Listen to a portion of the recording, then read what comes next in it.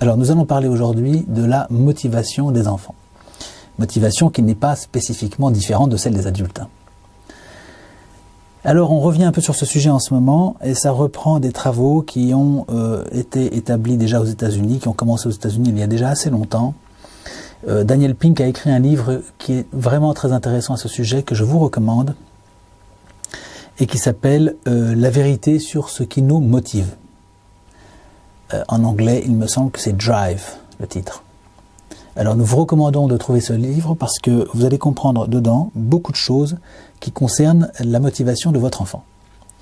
Alors je vous en parle dans les grandes lignes ici, mais évidemment je ne peux pas vous parler de l'ensemble du livre. Enfin voilà quelques points essentiels dont on peut parler. Tout d'abord, bâton et carotte, la traditionnelle politique en vigueur, quand il s'agit d'autorité, eh bien, on s'aperçoit que ça ne fonctionne pas vraiment. En tout cas, pas toujours, et même plutôt rarement. Daniel Pink, l'auteur du livre, explique pourquoi. D'abord, la récompense, en fait, remplace la motivation intérieure, liée au cœur, par une motivation purement intellectuelle. C'est-à-dire qu'un enfant qui aime, par exemple, faire un dessin, vous lui dites, je vais te donner 10 € par dessin que tu vas faire, eh bien, son goût pour le dessin va peu à peu s'effacer, sa pensée va se tourner vers la récompense en argent. Donc, cette pensée du cœur va devenir une pensée rationnelle, qui va faire disparaître celle du cœur. Donc, on voit là que la récompense est très dangereuse, parce qu'elle permet de complètement démotiver un enfant. Ça, c'est la première leçon. Si vous voulez tuer l'élan d'un enfant, rationalisez. Et c'est très souvent ce que fait l'école. Et encore plus l'université. L'université est complètement dans la rationalisation des éléments, alors que les écoles d'art en principe, souvent, travaillent, je pense aux écoles de théâtre, etc., travaillent sur une implication du cœur. La motivation intellectuelle est moins puissante que la motivation du cœur. Chacun sait qu'on fait mieux ce qu'on aime, et nous avons envie de dire, il n'y a pas besoin de faire des recherches à ce sujet pour ça, parce que c'est vieux comme le monde. Il n'y a qu'un personnage à ma connaissance qui se soit vraiment rendu célèbre en faisant quelque chose qu'il n'aimait pas, c'était l'amiral Yamamoto, qui était tout à fait contre l'idée d'attaquer les Américains à Pearl Harbor, mais qui a dit qu'il le ferait, si on lui donnait l'ordre, et qu'il le ferait parfaitement. Bon. En fait, c'est très difficile de faire très bien les choses si on n'est pas motivé. Il est important d'intérioriser complètement que, en premier ressort, la motivation de l'enfant est essentiellement due à ce qu'il aime. Alors, il est vrai que, de temps à autre, la contrainte est parfois nécessaire, pour autant qu'elle soit intelligente. Restons-en pour l'instant à la motivation avant de parler de la contrainte, parce que la contrainte, c'est un mot qui fait peur.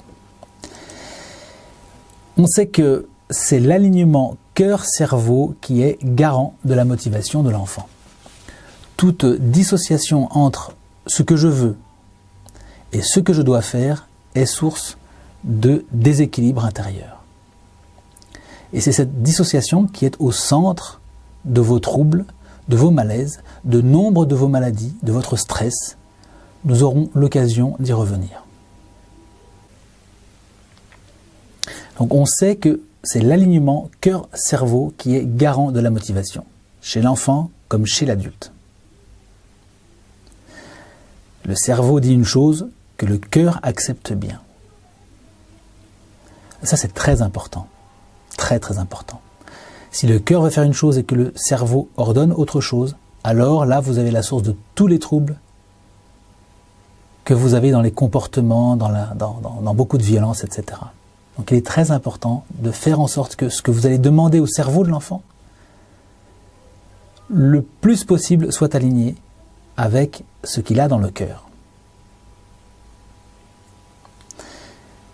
La dissociation entre ce que je veux et ce que je dois faire est source de déséquilibre intérieur. Et c'est cette dissociation qui est au centre de vos troubles, de vos malaises, de nombre de vos maladies, de votre stress, etc.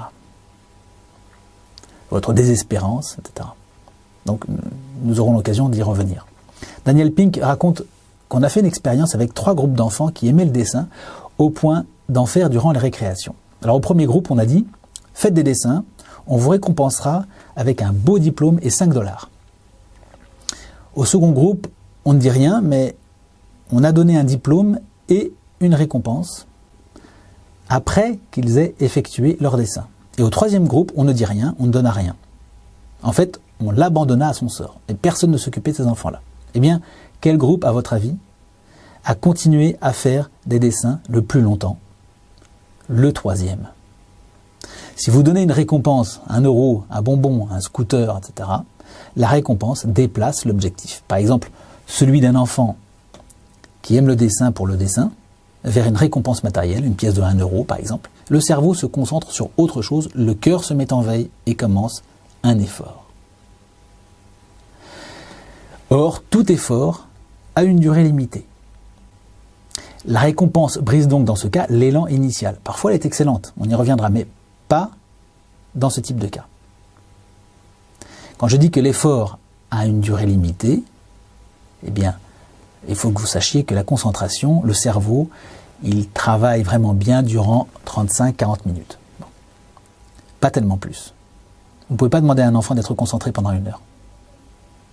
En revanche, il va allègrement dépasser 1 heure, 1 heure et demie, parfois 2 heures, s'il est très motivé et s'il aime ça. Et c'est très mystérieux, on ne sait pas bien pourquoi, mais un enfant peut rester concentré pendant des heures quand il fait quelque chose qu'il aime ça. Et vous avez l'exemple tout simple, vous le mettez devant une télévision, devant un film, il va être attentif de bout en bout. Devant un jeu vidéo, c'est pareil. Eh bien, si vous demandez à l'enfant d'être attentif pendant 2 heures sur un devoir, il n'y arrivera pas. Si ce n'est pas un devoir qui lui plaît. Donc, il en découle des conséquences directes. Faites faire à l'enfant des choses qu'il aime. Amenez l'enfant à aimer ce que vous lui demandez. Je fais une parenthèse. Si jamais vous avez un enfant qui est blessé, qui se fait très mal, vous le mettez devant un jeu vidéo ou devant un film. Parce que le cerveau va faire court-circuit et il ne ressentira plus la douleur. Cet enfant ne ressentira plus la douleur. Donc en attendant le médecin ou autre chose, vous pouvez lui donner un Doliprane si vous voulez, ou quelque chose bien sûr si vous avez un calmant, mais mettez-le devant un jeu, le jeu vidéo qu'il aime faire. C'est pour ça que c'est pas mal de garder quand même un ordinateur pas trop loin et un jeu vidéo de temps en temps. Parce que si l'enfant vraiment est passionné par ça, vous allez voir, ça va couper complètement la douleur. C'est arrivé à l'un de nos enfants il y a moins de 10 jours. L'un de nos moyens qui s'est vraiment fait très mal en mettant le doigt dans la porte. Et ben, je l'ai mis devant l'ordinateur et pendant 3 heures, il n'a rien senti. Et après les 3 heures passées, bien évidemment, il ne sentait presque plus rien. Alors, j'attaque maintenant une autre partie, la motivation doit rester pure.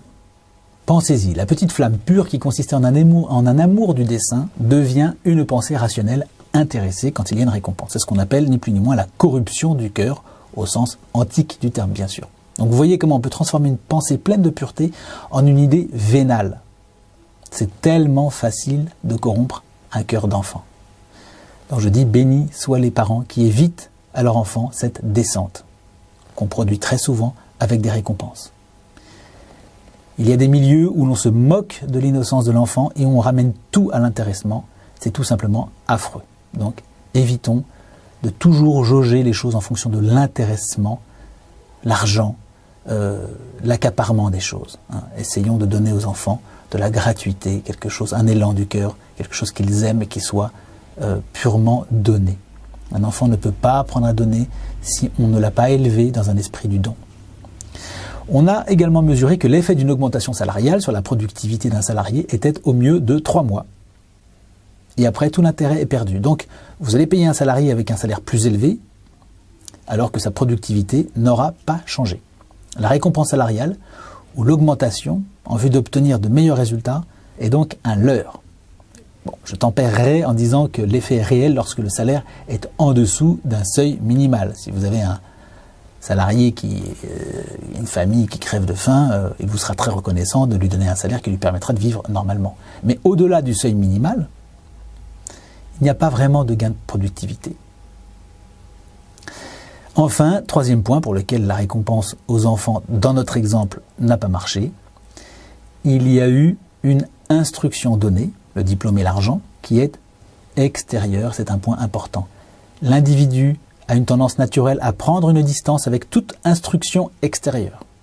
Pas forcément une cassure, pas forcément un rejet, parce que l'individu a aussi besoin de suivre certaines instructions et l'enfant aime bien avoir un encadrement, mais il trouve une distance qui lui semble juste et qui correspond à son tempérament. Quoi qu'il en soit, il y a toujours une distance, même minimale. De ce fait, l'injonction ou l'instruction donnée par l'extérieur n'est jamais aussi forte que l'injonction ou l'instruction intérieure. Cela dit, la récompense peut être tout à fait valable, non pas pour obtenir quelque chose, mais pour célébrer une réussite. La récompense, en ce cas, peut être annoncée dans la dernière ligne droite. Par exemple, vous avez réussi à faire en sorte que votre jeune bachelier s'y mette sérieusement. Il bosse dur, son père va le voir, constate, se réjouit et lui dit « Maman et moi avons décidé que si tu décroches une mention, on t'offre ce que vous voulez. » Bon. Alors, l'effet est de lier enfant et parents dans un challenge, une cerise sur le gâteau. L'enfant ne travaillera pas pour cette récompense, il travaillera plus pour cette récompense, il travaillera davantage en lien avec ce pacte qu'il a avec ses parents. Quant à la punition, elle n'a pas beaucoup d'intérêt. Elle ne fait que renforcer l'immunité de l'enfant, renforcer sa carapace quand elle ne le blesse pas. Elle peut être utile, certes, de manière magistrale dans le début de l'enfance, pour que l'enfant sache qu'il y a des frontières à ne pas franchir, comme un référent. Mais ce n'est pas un outil pédagogique. On s'en sert une fois et on oublie. On ne revient pas sans cesse dessus, éternellement. On n'en reparle pas. La punition, si vous y recourez, elle purge l'affaire. Elle permet au minimum à l'enfant de payer sa dette. Rien n'est pire que la punition qui ne résout rien, c'est de l'humiliation. Au moins, si vous l'employez, la punition doit être valorisante et rétablir l'enfant dans toute sa place. Vous le privez d'ordinateur pour une raison ou pour une autre, il doit savoir exactement pourquoi, combien de temps. Votre système doit être cohérent. Il peut arriver enfin qu'on ait recours à la punition, spécialement si on a menacé. Si tu ne fais pas ce que je te dis, tu vas recevoir ceci. Bon, tu vas être puni de cela. Alors attention avec ce genre de discours. Si vous avez un discours comme ça, sauf si vous avez dit une énormité, mais si vous menacez d'une sanction, il faut tenir votre parole. Donc faites attention à ne pas annoncer des sanctions que vous ne pourrez pas tenir. Il y a quand même un échappatoire. Enrober la punition d'une dimension de défi, d'émulation, voire de jeu.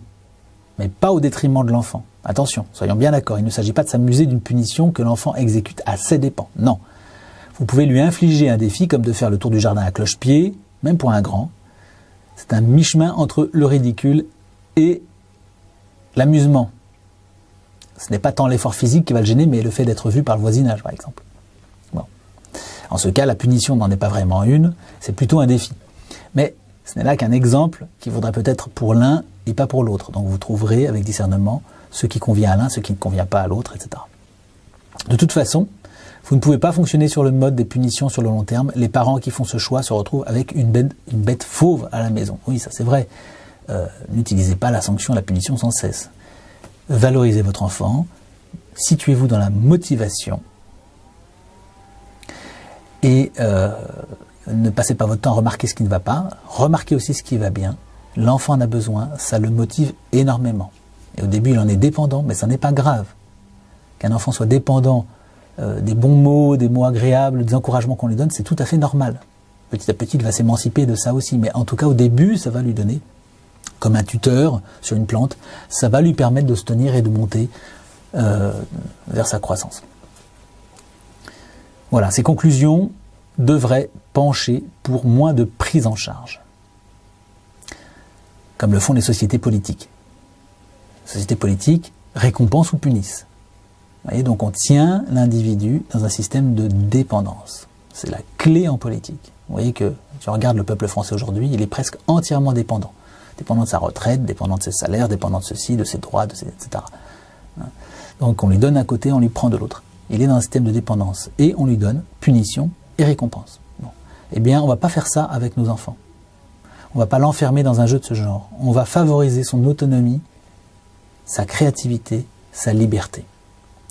Un enfant qu'on ne récompense pas mais dont on reconnaît l'activité est beaucoup plus productif, autonome et créatif.